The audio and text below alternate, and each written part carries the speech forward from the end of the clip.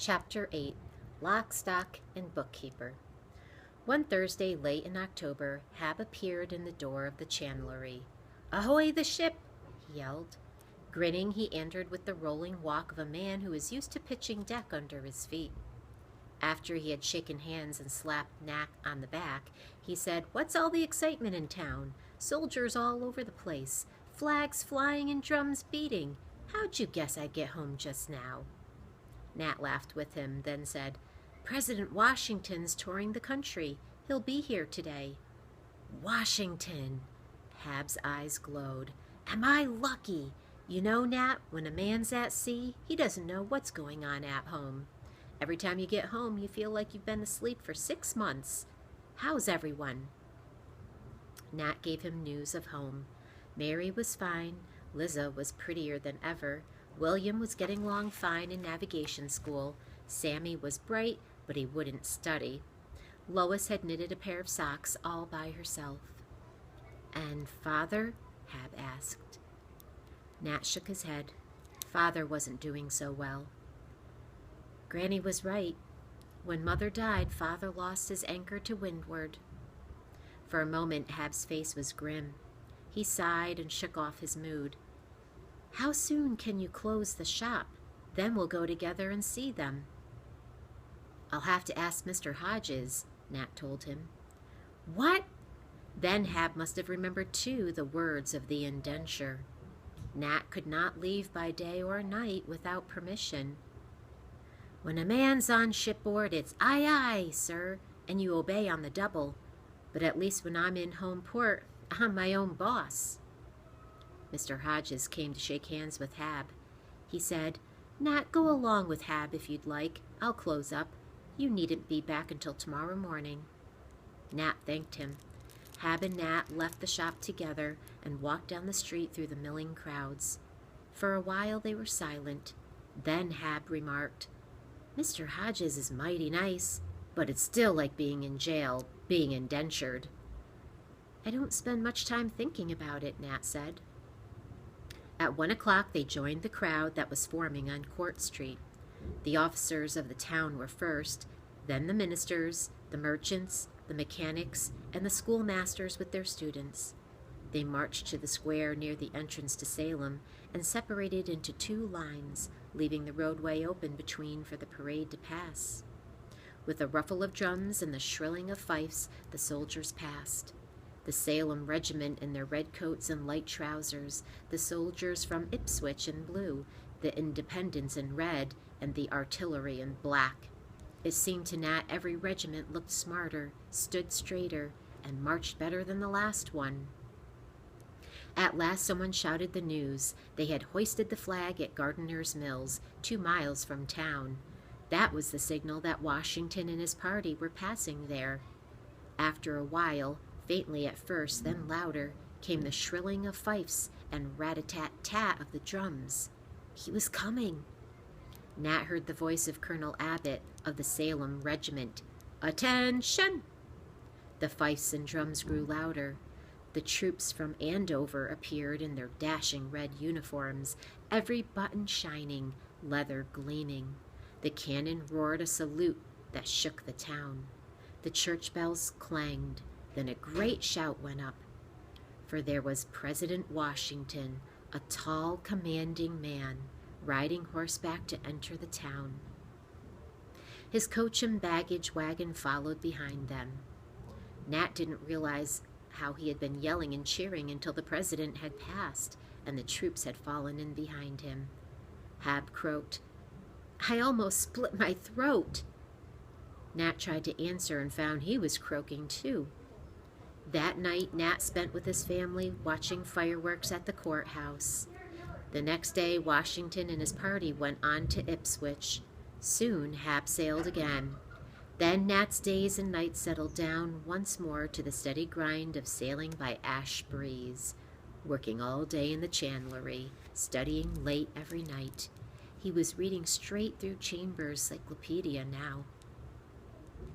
"There's a little bit about everything in it," he told Dr. Bentley. "But every time I read a short article on something, I wish I had a whole book. For instance, astronomy. I'd like a whole book about that." Dr. Bentley said, "Isaac Newton's Principia is the book for you. That tells more about the stars than anything else. I have a copy. I'm going to Boston for a few days, but I'll try to send that over before I leave." And he hurried out of the chandlery. That afternoon, a youngster brought Nat the copy of Principia. Nat was too busy even to open the book then, but all day as he worked he kept smiling to himself. That evening he hurried through his supper, went up to his room, and lighted a candle. Smiling, he opened the book. A whole book about astronomy. Disappointed, he stared at it. He couldn't read a word. He couldn't figure out just enough to know that the book was written in Latin. Then another idea struck Nat. How long would it take to learn Latin so he could read Principia? When Dr. Bentley got back Saturday, he'd ask him. But Nat couldn't wait that long to ask someone. The next day he asked a Harvard graduate he knew how long it would take to learn Latin. "Latin?" Elias Wilson said. "It's mighty hard. All the time I was in school, I had nightmares over Latin." Nat showed him the copy of Principia. "How long would I have to study Latin to read this?" Mr. Wilson threw up his hands. "Enough Latin to read that? You'd need at least 8 years, I'd say, under a good teacher." On Saturday, Dr. Bentley dropped in at the chandlery. "Well, Nat, how are you enjoying Principia?" "It's in Latin." "Of course," Dr. Bentley smiled. "Latin is the language of scholars and scientists. Then they can all read each other's books. A very handy language, isn't it?" "I suppose it is handy," Nat said, "if you know it, but I don't." Dr. Bentley stared. "Dear me, I never thought of that." "I wondered if I could learn Latin," Nat said. "Of course, the very thing. Come see me this evening, Nat." That evening, Dr. Bentley said, "Here you are, a grammar, a dictionary, and, by the way, do you know your Bible well?" "Yes, sir, but it's in English." Dr. Bentley chuckled. "It's in Latin, too, you know." He opened a New Testament in Latin. "Think of some passage you know well." Nat repeated the opening verse of the book of John. "In the beginning was the Word, and the Word was with God, and the Word was God." Dr. Bentley showed him the same passage in Latin. "In principio erat sermo il, et sermo il erat apud Deum, eratque il sermo Deus." Nat said, "I figured out 3 words already. In is just the same as our word. Principio is beginning. Sermo is word." Dr. Bentley nodded. "Sermo. That's where we get our word sermon." He smiled. "Oh, you won't have any trouble with Latin. Latin isn't hard. It's Principia that will be hard. It's hard to understand even when you can read it." Back in his own room, Nat stared at the Latin books. Could he do it? Well, he could try. One thing he thought, if he ever got a chance to go to Harvard, he'd need to know Latin. Just now, a chance to go to Harvard seemed farther away than ever. But, he told himself, you could never tell what might happen. If the chance came, he'd be ready. By the next summer, he had learned enough Latin to begin to translate Principia. It seemed to him that he lived in 2 worlds now. One was the world of the chandlery, where he kept books and sold marline spikes, belaying pins, and hemp rope. The other was the world of the universe, where he translated Newton's Principia, a word at a time, until he had read another sentence. Sometimes he spent a whole evening on 2 or 3 sentences. There was another world, too, the world of Salem. Every time Nat went on an errand, he realized how Salem was growing. The men of Salem were proud of their town. Their city, they called it now. Here it was, only 1790, not even 10 years since we'd won our independence, and Salem had doubled in size. 8,000 people now. The people bragged of the growth of Salem and of the daring of her sailors. Elias Haskett Derby's ships were going farther and farther from their home port. As Nat shouldered his way through the crowded wharves, he heard talk of Russia and France and Spain, of Bombay and Calcutta. One day he heard a chance remark that surprised him so much that he walked half a mile out of his way before he remembered where he was supposed to go. "I hear Ropes and Hodges are selling the chandlery," a man remarked. "Samuel Ward is buying it." "You sure?" the other man said. "Well, I haven't seen the papers, but I heard." The men moved out of earshot. Nat walked on in a daze. Ropes and Hodges selling out?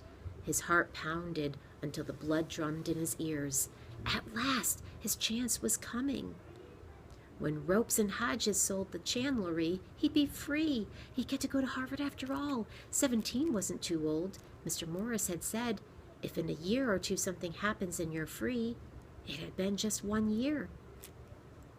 When Nat got back to the shop, Mr. Ropes was in the doorway.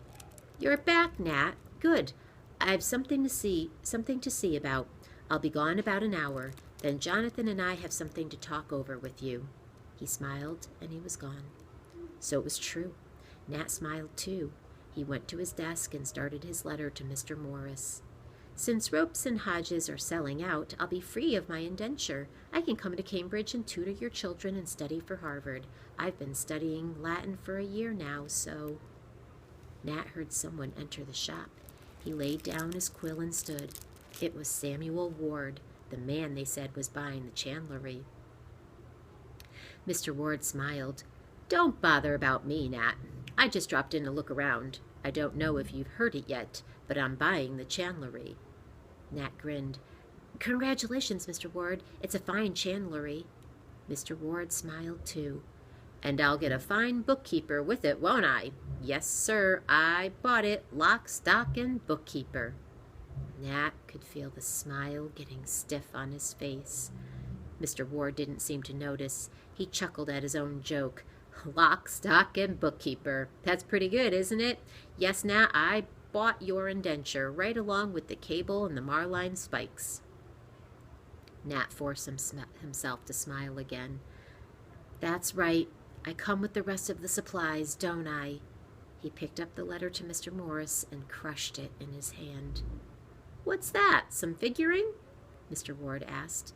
"I hear you're quite a hand with figures. I hope I didn't interrupt a problem and mix you up." "No," Nat told him. "You didn't interrupt anything. It was just a little problem. I know the answer now." He crushed the paper into a hard wad and tossed it into the wastebasket. Yes, he knew the answer. The answer was no freedom until he was 21. 4 more years in the chandlery. Then it would be too late for Harvard. He'd still have to sail by Ash Breeze.